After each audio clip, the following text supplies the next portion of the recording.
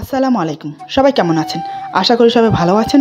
আজ আপনাদের জন্য নিয়ে এসেছি গল্পের ৪র্থ নম্বর পর্ব। আশা করি গল্পটি আপনাদের ভালো লাগবে। তাহলে চলুন শুরু করা যাক।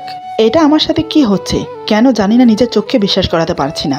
অবাক হয়ে তাকিয়ে রইলাম আয়নার দিকে। ভাবতে পারছি না এটা কি করে সম্ভব, কারণ আজও আমার মুখে ও শরীরে ছোট ছোট চুমোর দাগ, তাও লিপস্টিক দিয়ে। কাল তো আমি পুতুলটাকে লিপস্টিক দেইনি, তাহলে এই লিপস্টিকের দাগগুলো এলো কোত্থেকে? আরও খেয়াল করলাম আমার নিচের ঠোঁটে কামড়ের দাগ। এই দাগটা তো হওয়ার কথা ছিল না, কারণ ও খুব আলতো করে কামড় দিয়েছে। সেটাতে শুধু ভালোবাসার ছোঁয়া ছিল, কোনো কষ্টের লেশ মাত্র ছিল না। প্রতিনিয়ত যা হচ্ছে আমার সাথে, সত্যি আমি পাগল হয়ে যাব।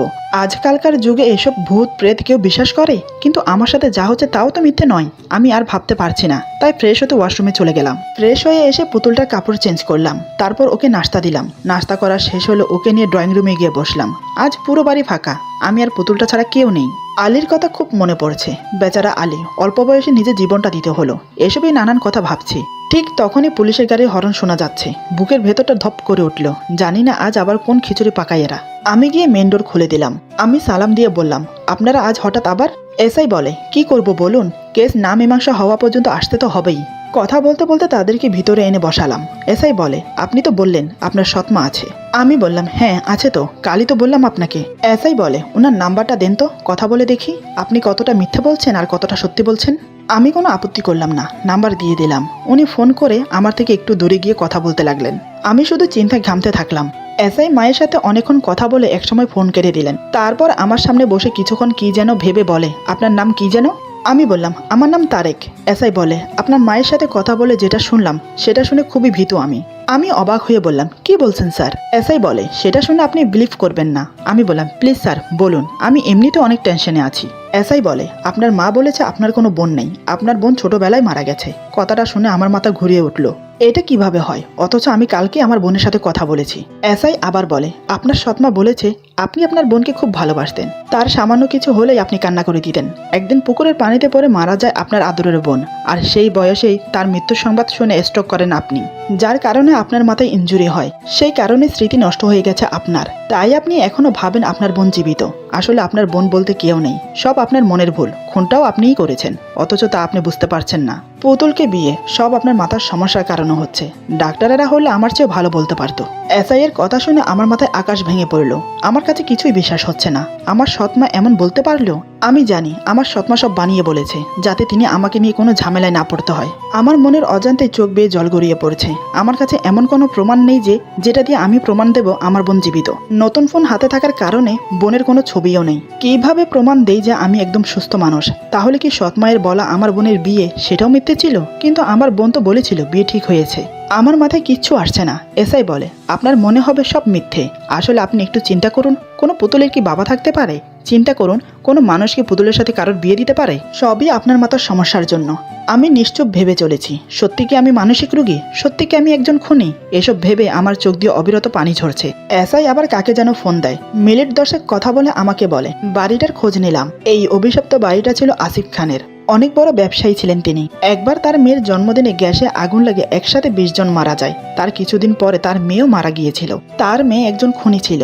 গ্যাস সিলিন্ডারে আগুন লাগিয়েছিল সেটা তার মৃত্যুর পরে আমরা জানতে পারি। মেয়ে মারা যাওয়ার পর তিনি এই বাড়ি থেকে চলে যান। তারপর থেকে এই বাড়ি বদ্ধ অবস্থায় ছিল। আলী আজ 12 বছর ধরে এই বাড়ির দেখাশোনা করে আসছে। আমার চিন্তিত চেহারার দিকে তাকিয়ে আবার বলে, আপনি জেনে আরো অবাক হবেন। আপনার কথা মোতাবেক প্রথম আলো পত্রিকার বিজ্ঞাপন অফিসে ফোন করে খোঁজ নিই আমি। সেদিন কেয়ারটেকারের আবশ্যক লেখা ছিল ঠিকই, তবে এটি সেই ঠিকানা না। সবই আপনার মনের ভুল, আপনি ভুল ঠিকানায় এসেছেন। আসলে রমিজা, পুতুল, খান সাহেব সবই আপনার মাথার বানানো ক্যারেক্টার। কিন্তু একটা বিষয় বুঝে আসছে না, তা হলো আলীকে কেন খুন করলেন? এটাই এখন ভাববার বিষয়। বুঝেছি, হয়তো আপনি এই বাড়িতে এসে থাকছিলেন আলীর অজান্তেই। গল্পের অনুসারে আপনি একটা পুতুল কিনে আনলেন, সব নিয়ম অনুসারে করে আসছিলেন। তার কিছুই আলী জানতো না। হঠাৎ কোনো এক রাতে হয়তো আলী এসেছিল এই বাড়িতে, আর আপনাকে দেখে গালিগালাজ দিয়ে তাড়িয়ে দেওয়ার চেষ্টা করে। আপনার গল্প অনুসারে পুতুল করেছে ভেবে পুতুল সেজে খুন করলেন আলীকে। আমি কথাগুলো শুনে অবিরত কান্না করে যাচ্ছি। আমার পুরো পৃথিবী কাঁদছে আমার সাথে। এসআই আমার হাতে হ্যান্ডকাপ পরিয়ে দিলেন। পুতুলটাকে সোফায় রেখে আমি চলতে থাকলাম হাজতের দিকে। পুতুলটা বসে থেকে আমার দিকে তাকিয়ে রইল। মনে পড়ল খান সাহেবের ওয়াদার কথা। যত কিছুই হয়ে যাক, যেন পুতুলটিকে ছেড়ে না যাই। আমি এসআইকে রিকোয়েস্ট করলাম পুতুলটার সাথে শেষ দেখা করার। তিনি অনুমতি দিলেন। আমি পুতুলটার সামনে গিয়ে বললাম, নিশু তোমার কি মনে হয় আমি পাগল? প্লিজ আর নীরব থেকো না, প্লিজ কথা বলো। শুধু একজনই সাক্ষী আছে আমি যে খুন করিনি, সেটা হলে তুমি। জানো আমি হাজতে খুব ভয় পাই। তুমি যদি আজ কিছু না বলো তাহলে তুমি তোমার হাজবেন্ডকে আর পাবে না, তারা নিয়ে যাবে আমাকে চিরতরের জন্য। প্লিজ কথা বলো, একবার বলে দাও খুন তুমি করেছো। ভয় পেও না, পুতুলের কখনো ফাঁসি হয় না। নিশু কথা বলে না। মেনে নিলাম নিজেকে দোষী বলে, মেনে নিলাম নিজেকে রুগী বলে, কিন্তু কেন জানি যেতে পারছি না। যদি গল্পটা বাস্তব হয় তাহলে আমার ওয়াদার কি হবে, লোকটার চোখের জলের কি হবে, বা আমার বউয়ের কি হবে? কারোর বউ যদি আত্মা হয় সে কি একা রেখে যাবে? আমি পুতুলটাকে জড়িয়ে ধরে হু হু করে কেঁদে দিলাম। আমার কান্না দেখে পুলিশরা অবাক হয়ে গেল। যখন সবকিছু মেনে নিয়ে ঘর থেকে বের হব ঠিক তখনই কোত্থেকে যেন রমিজা এসে পড়লো আমাদের সামনে। আমি এসআইকে আনন্দের সহিত বললাম, স্যার এই তো রমিজা, তার মানে আমি অসুস্থ না।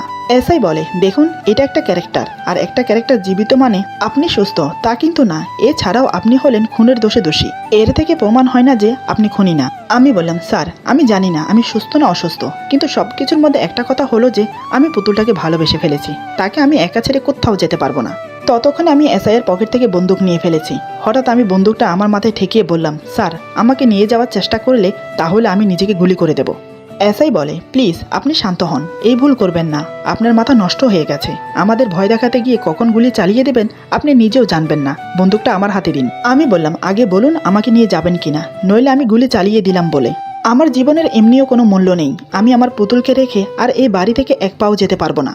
যদি ফরেন্সিক রিপোর্টে আমি খুনি হই আমি নিজেই ধরা দেব। প্লিজ যান এখান থেকে। যদি আপনার এতই চিন্তা থাকে আমি পালিয়ে যাব তাহলে আপনি পাহারা দেওয়ার জন্য কাউকে রেখে যেতে পারেন। আমার লাশ এই বাড়ি থেকে বের হবে, কিন্তু আমি না। আমি আমার বউকে একা রেখে কোথাও যাব না। অবশেষে পরাজিত হলো এসআই। আমার কথা মতো কনস্টেবলদের বাইরে পাহারা রেখে উনি থানায় চলে যান। এদিকে এখনো বুঝতে পারছি না আমি সুস্থ না অসুস্থ। আমার সব প্রমাণ দেওয়ার পরেও এখন ফরেন্সিক রিপোর্ট পাওয়া অবধি অপেক্ষা। রমিজার কথায় ফোনের সমস্যার সমাধান হলো, কিন্তু তার চেয়ে বড় সমস্যা হলো আমার মাথা। সত্যি কি আমার মাথা খারাপ? তবু ছোট বোনের সাথে কথা বলতে ফোন দিলাম, কিন্তু ফোন বারবার সুইচ অফ বলছে। ছোট বোনের জন্য খুব চিন্তা হচ্ছে আমার।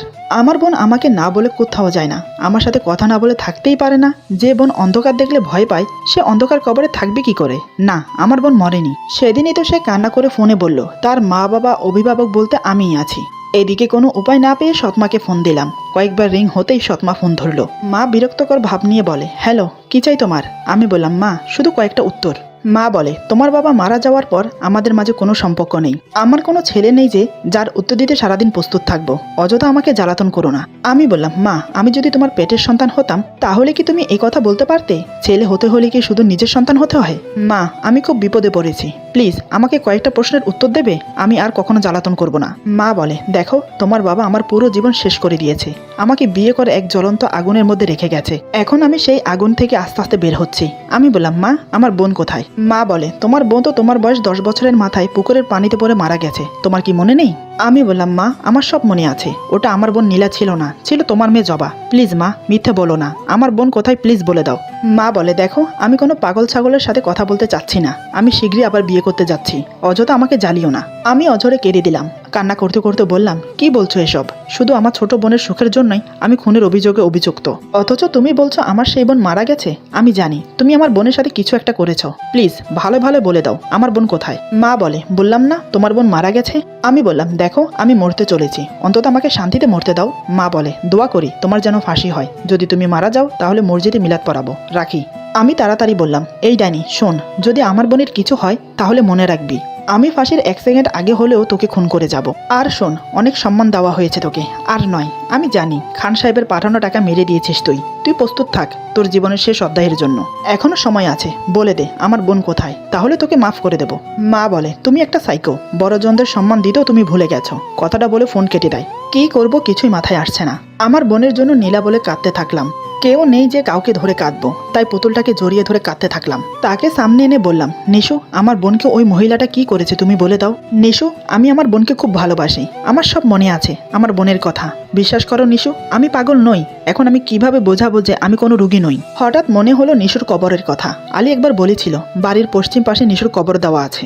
এই মস্ত বড় বাড়িতে আমি একদম একা, তাই যা করার নিজেকেই করতে হবে। প্রশ্নের উত্তর না পেলে তো আমি কিছুই করতে পারবো না। তাই শাবল আর টর্চলাইট হাতে চলে গেলাম বাড়ির পশ্চিম পাশে। বাইরে প্রচণ্ড রকমের শীত পড়ছে, হালকা শিশিরও আছে। আমি পুতুলটাকে রুমে বন্ধ করে এসেছি, যাতে সে কোনোভাবেই এখানে আসতে না পারে, কারণ কোনো আত্মাই চাইবে না তার লাশটা কেউ দেখুক। শুনেছি যেটা খারাপ আত্মা হয় তার লাশ যদি কেউ আগুনে পুড়িয়ে দেয় সে মুক্তি হয়ে যায়। যদিও এটা হিন্দু পূজারীদের মতবাদ, কতটুকু সত্য আমার জানা নেই। যদি কখনো নিশুর আত্মা কারোর জন্য বিপদের কারণ হয়ে দাঁড়ায়, অবশ্যই আমাকে আগুনে তার লাশটা পোড়াতে হবে। আমি গুটি গুটি পায়ে চলেছি, ঝোপঝাড় ভেদ করে। হঠাৎ কেউ একজন যেন আমাকে টেনে ধরলো। আমি কোনোভাবেই সামনে এগোতে পারছি না। গাছগুলো দমকা বাতাসে এদিক ওদিক নড়ছে। ভয়ানক এক শীতল শিহরণ বয়ে যাচ্ছে আমার প্রতিটা রক্তকণিকায়। আমার সাহস হচ্ছে না পিছনে তাকানোর। শুনেছি পিছনে তাকালে আত্মাদের শক্তি বাড়ে, পিছনে তাকালে যে কারোর ক্ষতি করতে পারে খুব সহজে। তাই আমি সামনের দিকে তাকিয়ে আছি। হয়তো পিছন ফিরে তাকালে সেদিন সবকিছুর আন্ত হয়ে যেত, হয়তো আমার হাতে এত বড় অন্যায়টা হতো না। আমি জানি পিছনে তাকালে দেখতে পাবো পুতুলটিকে, নয়তোবা দেখব নিশুর আত্মাকে। এমনও হতে পারে নিশুর ভয়ঙ্কর চেহারা দেখে অজ্ঞানও হয়ে যেতে পারে, আর অজ্ঞান হলেই পাবো না আমার প্রশ্নের কোনো উত্তর। তাই আমি সামনের দিকে তাকিয়ে বললাম, জানি নিশু, তুমি আমার পিছনে আছো। তুমি ভাবছো তোমার শরীর পেলে আমি আগুনে জ্বালিয়ে দেব আর তুমি মুক্তি হয়ে যাবে। যেটা তুমি চাও না। প্লিজ আমাকে বিশ্বাস করো, আমি তোমার কোনো ক্ষতি করব না। তোমাকে হারালে আমি যে শূন্য হয়ে যাব। কেউ কি চাইবে নিজেকে শূন্য করতে? নয়তোবা তোমার লজ্জা হচ্ছে তোমার কঙ্কালটা যদি আমি দেখে ফেলি? হয়তো তুমি ভাবছো তোমার অসুন্দর দেহ দেখে তোমাকে আর ভালোবাসবো না। তাহলে আমি তোমাকে বলবো, নিশু, তুমি একদমই ভুল ভাবছো। তুমি যেমনটাই আছো আমি তোমাকে তেমনটাই ভালোবাসবো। তোমাকে কোনো পরিবর্তন হতে হবে না। আর একজন হাজবেন্ড হিসেবে তোমার কঙ্কাল দেখার হক শুধু আমারই আছে। প্লিজ আমাকে মানসিক চিন্তা থেকে অন্তত বাঁচতে দাও। আমি তোমার জীবন সঙ্গী হিসেবে আদেশ দিচ্ছি, আমাকে যেতে দাও। কথাটা বলার পর মুহূর্তে আমাকে ছেড়ে দিল। মনে মনে হাঁপ ছেড়ে বাঁচলাম। আমি আত্মাকে ধন্যবাদ জানিয়ে আবার চলতে শুরু করলাম। বাড়ির সামনে কনস্টেবলরা ঘুমিয়ে পাহারা দিচ্ছে আমাকে, অথচ আমি পিছনের রাস্তা দিয়ে দিব্যি চলে যেতে পারি বহুদূর। কিছুক্ষণ হাঁটার পর জঙ্গল পেরিয়ে বাড়ির একদম শেষ সীমানায় এসে কবর দেখতে পাই। কবরটা দেখে বুঝতে পারলাম নিশু অনেক লম্বা ছিল। কবরটা দেখে মনে আনন্দে ভরে গেল। বুঝলাম আমি অসুস্থ না, সবকিছু আমার সৎ মায়ের দাবার চাল। তিনি আমার বোনের সাথে খারাপ কিছু করেছেন, সেটা আমি এখান থেকে আজ করতে পারছি। আমি লাইট মাটিতে রেখে শাবল দিয়ে কবরটা খুঁড়তে লাগলাম। কবরে বাড়ি দিতেই প্রচন্ড রকমের তুফান শুরু হয়ে গেল চারপাশে, যেন এই বাড়ির উপরে 10 নম্বর বিপদ সংকেত দেওয়া। তবুও সাহস নিয়ে খুঁড়তে লাগলাম। আমি জানি নিশু আমাকে ভালোবাসে, সে কখনো চাইবে না আমার ক্ষতি হোক। বাংলাদেশি মেয়ে সত্যি স্বামীর পূজারী। আত্মা হয়েও আমার প্রতি ভালোবাসা দেখিয়ে চলেছে নিশু। অনেকক্ষণ খুঁড়লাম কিন্তু কিছুই পেলাম না। মনে হচ্ছে আরেকটু খুঁড়লে কুঁ হয়ে যাবে, পানি উঠতে থাকবে নিচ থেকে। আরেকটু গভীরে গেলে আমার ওঠাটাও বড্ড কষ্টদায়ক হয়ে যাবে। প্রচন্ড ঘাম পড়ছে শরীর বেয়ে, কিন্তু কিছুই পেলাম না। একদম সব শূন্য। তার মানে কি আলী মিথ্যে বলেছে, নাকি আমার রোগের কারণে এসব? আমার বুঝতে বাকি রইল না যে সত্যি আমি এক মানসিক রোগী। আমি আগের মতোই কবরটাকে মাটি ফেলে ভরাট করতে লাগলাম। কিন্তু হঠাৎ লাইটের আলোয় কিছু একটার উপর আলো পড়তেই চকচক করতে লাগলো। ছোটবেলায় অনেক গুপ্তধন পাওয়ার কথা শুনেছি। আমি নিশুকে না পেলেও মনে হলো গুপ্তধন পেয়েছি। পরে খুশি মনে গুপ্তধন ভেবে নিয়ে দেখি লোহার দণ্ড। রাগে মাথার চুল টানতে থাকি। কেউ কি কবর খুঁড়তে গুপ্তধন পায়? সত্যি আমার মাথাটা কাজ করছে না। আমি কবরটাকে আগের মতো করে দিই। গুপ্তধন মানে লোহার দণ্ডটাকে নিয়ে চলে এলাম। রাতের বেলা এখনো, সকাল হলেই আমি আসামি। আমার বাঁচার কোনো উপায় নেই। আমার বুঝতে বাকি রইল না যে খুনটা আমিই করেছি। আমি ধরে নিলাম সবকিছু আমার গল্পের অংশ। হয়তো আমি এখানে এসে একটা লোহার দণ্ডকে নিশুর দেহ মনে করে কবর দিয়ে দিয়েছি। পুতুলকে বিয়ে, খান সাহেবের সম্পদ, আমার ছোট বোন, সব আমার গল্পের এক একটা ক্যারেক্টার। আমি মেনেই নিলাম নিজেকে দোষী হিসাবে। আজ মায়ের সাথে অনেক খারাপ ব্যবহার করেছি, ক্ষমা চাওয়া দরকার। তাই আমি মাকে SMS দিলাম, প্রিয় মা, এটা আমার শেষ মেসেজ। হয়তো আগামীকাল আমাকে জেলে যেতে হবে। মা, আজ তোমার সাথে অনেক খারাপ ব্যবহার করেছি, পারলে আমাকে ক্ষমা করে দিও। নতুন বাবাকে আমার সালাম দিও। তুমি আমার পর হলেও তোমাকে একদিনের জন্য হলেও মা ডেকেছি, তাই মা ডাকার দাবি নিয়ে একটা আবদার করে গেলাম। প্লিজ সে আবদারটুকু রেখো। নীলের জন্য একটা মিলাদের ব্যবস্থা করে দিও প্লিজ। ওকে মা, ভালো থেকো। মেসেজটা দিয়ে আনমনি ইজি চেয়ারে হেলান দিয়ে শুয়ে রইলাম। পুতুলটা আমার সামনে শুয়ে আছে, কি সুন্দর করে চাদর জড়িয়ে উপরের দিকে তাকিয়ে আছে। আজ কয়েকদিনের ঝামেলায় তার ঠিকমতো দেখাশোনা করতে পারিনি। পুতুলটা আমার গল্পের অংশ হলেও সে তো আমারই বউ। অন্তত জেলে যাওয়ার আগ অবধি তার দেখাশোনা করা উচিত। আজ পুরো দিন তার কোনো রুটিন আমি ফলো করিনি। পুতুলটা আমার কারণে ক্ষুধায় মরছে, তাই আমি খাবার নিয়ে নির্দিষ্ট রুমে রেখে দিলাম। আগের মতো দরজা বন্ধ করে দিলাম। কিছুক্ষণ পর খাওয়ার শব্দ হচ্ছে, লম্বা জিহবার আওয়াজ। আওয়াজটা ভয়ানক, তবে এখন আর ভয় হয় না, কারণ নিজেকে বুঝ দিয়েছে একজন মানসিক রোগী বলে। যারা মানসিক রোগী তারা এমন অদ্ভুত শব্দ শুনেই থাকে। সবকিছু আমার মাথার ভুল চিন্তা। কিছুক্ষণ পর আবার দরজা খুলে দেখি খাবার নেই। পুতুলটি আগের মতো শুয়ে আছে। প্লেট নিতে গিয়ে দেখলাম একটা চিরকুট। চিরকুটে রক্ত দিয়ে লেখা ধন্যবাদ। আমিও হাত কেটে রক্ত দিয়ে লিখলাম ওয়েলকাম। পুতুলটার ধন্যবাদ লেখা দেখে মনে হলো আমার কিছু হওয়ার আগে পুতুলটার কিছু একটা করা দরকার। যদি সে আত্মা হয় তাহলে আমার জেলে যাবার পর তাকে খাবার দেবে কে, দেখাশোনাই বা করবে কে? এত সুন্দর পুতুল পোড়াতেও অনেক কষ্ট হবে, তাই পোড়ানো যাবে না। আপাতত স্টোর রুমে আবদ্ধ করতে কোলে নিলাম। আমি বললাম, প্লিজ আমাকে ক্ষমা করে দিও, আমি যাবার পর তোমার কেউ থাকবে না, তুমি স্টোর রুমেই থাকো, এখানে ভালো থাকবে। আমি যখনই পুতুলটাকে স্টোর রুমে রাখতে যাচ্ছি ঠিক তখনই মনে হচ্ছে কেউ আমাকে ফলো করছে, মনে হচ্ছে কারোর নুপুরের আওয়াজ আমার পেছনে। হঠাৎ আমার মাথার উপরে থাকা লাইটগুলো এক এক করে বন্ধ হতে লাগলো। আমি দৌড়ে গিয়ে তাড়াতাড়ি স্টোর রুমে পুতুলটাকে ছুঁড়ে ফেলে চলে এলাম আর বড় একটা তালা লাগিয়ে দিলাম যাতে সে বের হতে না পারে। রুমে এসে প্রশান্তি নিয়ে খাটে শুয়ে পড়লাম। লাইটটা বন্ধ করতে টেলিফোন বাজার শব্দ হলো। আমি চমকে উঠলাম, টেলিফোনটা ধরে হ্যালো বললাম। ওপাশ থেকে অনেক বড় বড় শ্বাস প্রশ্বাসের শব্দ কানে ভেসে এলো, কিন্তু কেউ কথা বলল না। নিজের ভুল ভেবে ফোন রেখে দিলাম। আবার কিছুক্ষণ পর বিকট আওয়াজ করে টেলিফোনটা বেজে ওঠে। কানে দিতে এক চিকন কণ্ঠে ফিস করে বলে, আমাকে মুক্ত করুন তারেক। আমি তাড়াতাড়ি ভীত হয়ে টেলিফোনের তারটা ছিঁড়ে ফেললাম। এই কেমন ভুতুরে কাণ্ড রে বাবা! ভয়ে হাত পা থরথর করে কাঁপছে। চাদর গায়ে দিয়ে মাথা ঢুকিয়ে শুয়ে রইলাম। মনে হচ্ছে কেউ বুঝে আমার চাদরটা উড়িয়ে নেবে। বারংবার দোয়া পড়তে লাগলাম। এদিকে কনস্টেবলরা বাইরে শীতে কাঁপছে। জানি না কেন ঘুম আসছিল না আমার, তাই উঠে বাইরে যেতে বুঝতে পারি শীতের তীব্রতা কত। আমি ধীর পায়ে কনস্টেবলদের কাছে গেলাম। আমাকে দেখে একজন বলে, খুনি সাহেব, এ কোন বিপদে ফেলে দিলেন আমাদের, মনে হচ্ছে ঠান্ডায় মারা পড়ব। কনস্টেবলদের মধ্যে আরেকজন বলে, আপনারা খুন করবেন অথচ ভুগন্তি আমাদের, ছোট চাকরি করলে যত বিপদ, কথা না শুনলে চাকরি আউট। আমি বিনীতভাবে তাদের বললাম, প্লিজ স্যার, আপনারা মনে কিছু নেবেন না, আপনাদের কষ্ট দেখে আমি নিজেই লজ্জা পাচ্ছি। যদি কিছু মনে না করেন তাহলে আপনারা ভেতরে আসতে পারেন। লাশের রুমটা ফাঁকা পড়ে আছে, রুমটাও একদম একা। লাশের রুমে আপনারা দুজন অনায়াসে থাকতে পারেন। চেহারা দেখে মনে হচ্ছে কিছু খাননি, আমি খাবারের ব্যবস্থা করছি, প্লিজ আসুন। তারা লাশের ঘরের কথা শুনে থতমত খেয়ে গেল, ভয় চুপসে গেল। দুজন একসাথে বলে উঠল, লাশের ঘর না, মানে আমরা এখানেই ভালো আছি। আমি বললাম, না স্যার, আপনারা ভালো নেই দেখতে পাচ্ছি। যদি লাশের ঘরে থাকতে না চান আমি গেস্ট রুমে থাকার ব্যবস্থা করে দেব, আসুন। প্রথমজন বলে, আপনি কিছু করবেন না তো? আমি বললাম, স্যার আমি কিছুই করব না, আপনাদের খুন করে কি লাভ, আপনাদের কাছে তো বন্দুক আছেই, যদি আমার মতিগতি ভালো না দেখেন তাহলে গুলি করে দেবেন। অপরজন বলে, সত্যি তো? আমি বললাম, সত্যি, মানে 3 সত্যি, প্লিজ আসুন। তারা আমার কথা মতো ভয় নিয়ে ভিতরে আসলো, সারাক্ষণ বন্দুক হাতে নিয়ে রাখলো। তারপর খাওয়া দাওয়া করে শুয়ে পড়লো গেস্ট রুমে। আমি রুমে চলে এলাম। পুতুলটাকে যে স্টোর রুমে রেখে এসেছি ভুলে গেলাম। অতিরিক্ত টেনশনের কারণে শোয়া মাত্র ঘুম চলে এলো। এত গভীর ঘুমে মগ্ন ছিলাম যে কেউ যদি টেনে হিসড়ে নিয়েও যায় একটুও বলতে পারবো না। হঠাৎ সে আগের মতো অনুভূতি হতে লাগলো, সেই পুতুলটার ছোঁয়া। সে কি করে এখানে আসবে? তাকে তো স্টোর রুমে বন্ধ করে এসেছি, তাই অতটা আমল দিলাম না। আজ তার ছোঁয়ায় অন্যরকম অনুভূতি পাচ্ছি, যেন খুব রেগে আছে, জড়িয়ে আছে খুব শক্ত করে। ঠোঁটের কিসগুলো কামড়ের পরিণত হচ্ছে, চুলগুলো টেনে ধরেছে খুব শক্ত করে। তারপর গলায় মুখ ডুবিয়ে জিভ দিয়ে চেটে যাচ্ছে। 2 গালে চুমুর বদলে কামড় দিল। বুকের পশমগুলোতে নাক দিয়ে ঘষছে। এক হাত দিয়ে বুক খামছে ধরেছে, যেন এখনই নখ ফুটে যাবে সেখানে। এদিকে আমার ঘুম ভেঙে যায়, কিন্তু আমি কিছু বলার বা কিছু করার সাহস পাচ্ছি না। আজকে আমার পুতুল বউ খুব রেগে আছে, অবশ্যই দোষটা আমারই, তাকে আমি স্টোরে বন্ধ করে এসেছি। আমি একটু নড়ে চড়ে উঠলাম, তাতে ছায়ামুক্তি উধাও। ঠিক এমন সময় ও মাগো বলে চিৎকার ভেসে এলো গেস্ট রুম থেকে। আমি উঠে গেলাম। দরজা খুলে দেখি তারা ভয়ে একে অন্যকে জড়িয়ে আছে। আমি চিন্তিত হয়ে বললাম, স্যার কি হয়েছে, কোনো সমস্যা? তাদের একজন বলে, ভয় লাগানোর কি আছে, আপনি বললেই তো চলে যেতাম, এত সুন্দর করে আনলেন, খাওয়ালেন, আবার ভয় দেখাচ্ছেন। আমি বললাম, স্যার আমি তো কিছু করিনি। অপরজন বলে, দেখুন এই বাড়িতে আপনি আর পুতুলটা ছাড়া তো কেউ নেই। আমি বললাম, স্যার কি হয়েছে বলবেন তো? একজন বলে, আপনি চলে যাবার পর এখানে কেউ একজন এসেছিল, সে ভয়ানক কণ্ঠে বলল, এখান থেকে বের হয়ে যান। আমরা বললাম, আপনি তো আমাদের আসতে বলেছেন, থাকতে দিয়েছেন, আবার বলছেন এখান থেকে চলে যেতে। সে বলে, চলে যান, ভালো হবে না। আমরা বললাম, বাইরে ঠান্ডা। তারপর হঠাৎ কথা বন্ধ। তার কিছুক্ষণ পর মনে হলো আমাদের গায়ে পানি জাতীয় কি যেন পড়ছে। লাইট দিতেই দেখি রক্ত, আর দেয়ালে এই লেখাটা লেখা। আমি ওদের কথা শুনে দেয়ালে লাইট মেরে দেখলাম কি লেখা আছে। হঠাৎ লেখাটা দেখেই আমার মাথা ঘুরে গেল।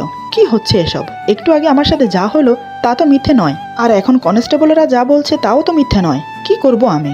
দেয়ালের লেখাটা দেখে মাথা ঘুরছে আমার। সত্যি কি আত্মা? এরপর যা হলো।